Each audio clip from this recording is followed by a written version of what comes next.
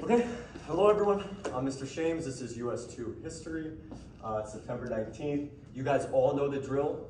This is your do now period. Everybody sit down, do the do now, take a few minutes. Number one, create 3 assessment questions from the previous lesson on the Spanish-American War for peer review. You guys should know this information. We just finished. You took an assessment on it. You should have it up here, as well as you can utilize the Google Slides or your notes. Number 2, how would you describe our current economic relationship with China? What would you guess was our economic relationship with China during the American imperialistic period? We discussed this briefly. We'll be discussing it more in today's lesson as well. You should have some basic content knowledge in regards to this, so get to it. Quickly, today in history, 1893, New Zealand, first self-governing country to give women the right to vote. So that is, come on now, that deserves a clap. Let's go, let's go. Interesting fact, the Philippines has over 7,000 islands. I would not have guessed that. I think it's a pretty crazy fact, and we will be discussing the Philippines in today's lesson. Okay, so take a couple minutes now, complete the do now, and then we'll discuss.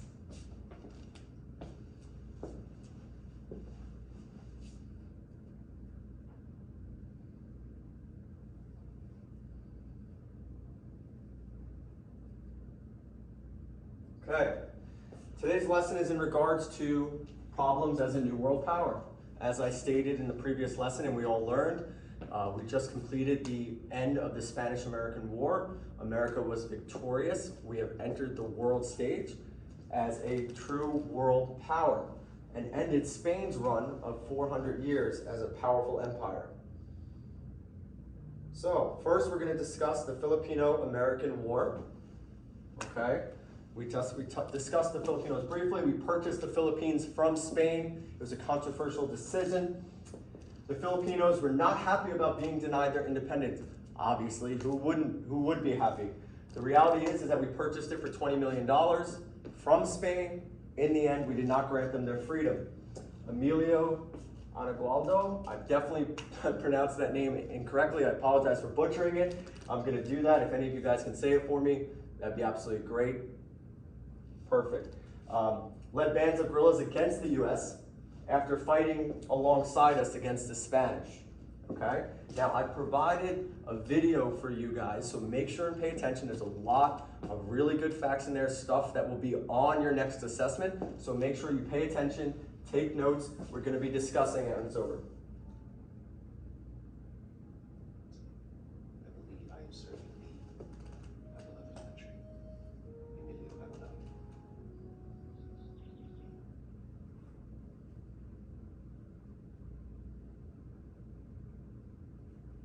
Okay.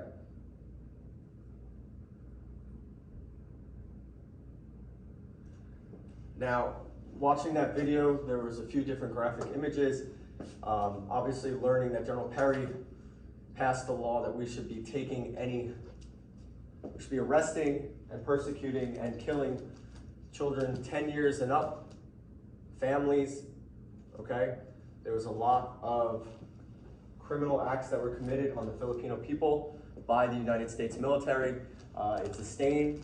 We court-martialed a few people, but that injustice will never be fully justified. In 1902, after 3 years and thousands of lives, Americans brutally suppressed the rebellion. So we put this rebellion down, okay? They did not beat us. They did not gain independence in that way. How they did gain independence, and we did touch on this last class. In 1916, the Jones Act granted the Philippines independence. Make sure I take this down. 1916, the Jones Act. This will be on your next assessment, okay?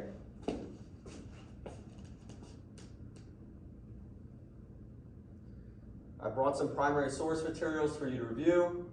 Now remember, all of the slides are on Schoology, so I want you guys following along with me. You have all the materials listed, all of the PowerPoint slides of bullet form listed for you to follow along. Okay, Cuba you should all be very familiar with. We discussed it a ton during the Spanish-American War. U.S. troops remained in Cuba from 1898 to 1901.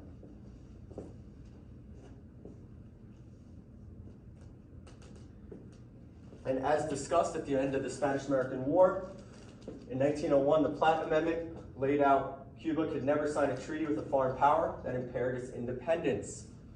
Okay?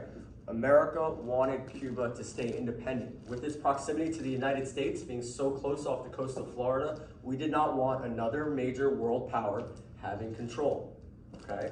Can you guys tell me another example of a world power not wanting another foreign power to have control? Another island, another country, another small country located next to a world power. Yes? Okay. Definitely. And we will discuss that country in a little bit. That's a little later in the year for US2, but it is a country we will discuss. You could not owe money to other countries. This again has to do in regards to foreign influence. Okay? America did not want foreign powers having any influence over Cuban decisions. US could intervene in Cuban affairs to preserve independence, law and order. US can maintain a naval base in Cuba at Guantanamo Bay, which we still have today. And we made Cuba officially a protectorate, subject to US oversight and control. This, of course, was us trying to maintain and establish control over a country that is so close to our shores.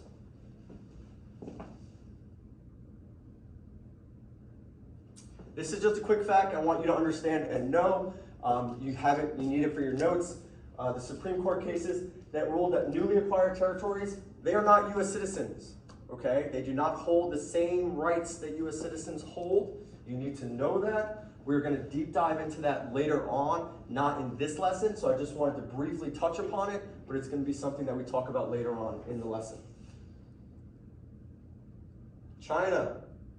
Now, this part, we are going to be working on a project today. We're going to be working in groups of 3. We're going to have a primary source project. We're going to be reviewing posters about the open door policy. So, China, in the 1890s, Russia, Great Britain, France, and Germany had established spheres of influence in China. Each sphere, region, one country dominated trade, and they shut out the United States and weakened China. Now, what was the reality? I just told you guys that the US has become a true world power on the world stage. We want a piece of this pie too. You've already learned about our treaty with China, how we've established trade. We want to continue to not get pushed out. We want to grow and gain a larger part of the pie. We want equality around so that the Europeans cannot push us out. So, what I want you guys to do today, before we look at the official definition of the open trade policy, open door policy, sorry, I have an assignment for you guys today that I want you to work on. So everybody go to Schoology, go to today's folder, and I want you to click on Open Door Cartoons, okay? You will see 5 images, primary source posters from the time period, okay? Now, don't you guys worry, I'm gonna be coming around the room, working with all of you on the lesson. I want you guys to, before you learn the definition and all the bullet point facts about open door policy in regards to trading and business with China, I want you to answer these questions in regards to the primary source posters that you see. First, I want you to describe what you see as happening in the picture, okay? Then, once you've written down what you see with your own eyes, I want you to write a prediction about what you think the open door policy was or did, okay? There's no wrong answers, okay? I want you to give an understanding of what you think. I want to assess what your mind is thinking, okay? So take it down, take your time, review the slides. They're all numbered out for you. 1, 2, 3, 4, 5 will match the poster pictures, okay? Don't you worry, it's not too complicated. Then on the second part, I want you to create your final prediction, okay? You're going to tell me, what did you think the open door policy did? What did it deal with? Okay? Why do you think it was called the open door policy? Okay, you can't just learn facts and bullet points. You have to understand the why of things. Okay? You have to learn to think that way in this class as well as in life. It's important for you to understand not just the what, but the why. Okay? So, when you've completed that and you've written your final predictions, we're going to have a big group discussion All of the groups are going to tell us what you think the pictures mean. We're going to bounce all the pictures off each other, okay? Have a big talk. And then at the end, I have a video and the actual text of the open door policy. So, before you start, what I think the best thing for us to do is let's do the first one together. Okay, I'm going to be asking the individual groups questions in regards to the first picture. I want to get an understanding of your thoughts, okay? After we complete the first one, there'll be 4 remaining pictures that with the rest of the class period, you should be able to complete. Now, don't worry about doing all of it today. If you don't get through all of the individual questions, I will give you guys time tomorrow to finish it. I know you guys don't like homework, but don't worry. We're gonna get it done today, okay? We're gonna try. We're gonna try at least. So, image 1, can somebody tell me the first thing that pops out to them? Okay? What else?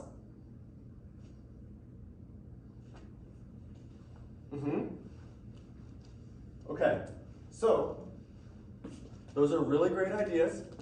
I really like what you were able to point out. Just real quickly, what I see different representatives wearing clothing from individual countries, world powers. Okay, you can clearly see here the British flag, okay, for England. Okay, now the floor, it says map of China. Okay, and they all have shears. So it looks to me like the European powers are trying to get a piece of the pie. Okay, they're trying to cut out a piece of China, all have their piece. Okay, now what do you think? What do you see in regards to the figure that represents America? Okay, what's the first thing that comes to your mind? Yeah. That's great, that's right. He's holding a piece of paper that says treaty on it, okay? He's standing over the Europeans. He's standing straight and tall. He's got a large sword at his side, okay? He's holding a paper that says treaty. He's not cutting into China, but he looks very imposing and powerful, okay? Now, there's no wrong answer. I want you guys to now think about what you see in this picture, because there's definitely a few other items that you can pick out that definitely have true meaning. And I want you to start writing down in your groups. I am gonna walk around, I'm gonna work with all of you. We're gonna take about 20 minutes now, okay? 5 minutes per picture that you have left to work together, discuss as a group, bounce ideas off of each other, and I'm gonna walk around from station to station and work with you guys in regards to this. When you're finished, okay, we're gonna have a large group discussion and go over the pictures.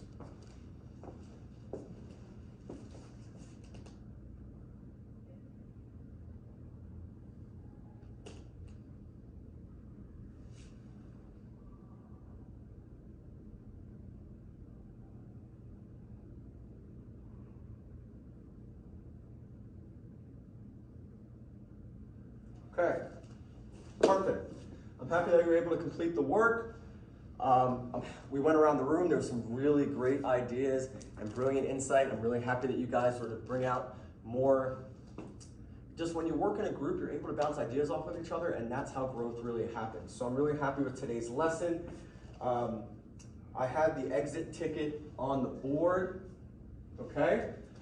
First, I want you to rate this lesson.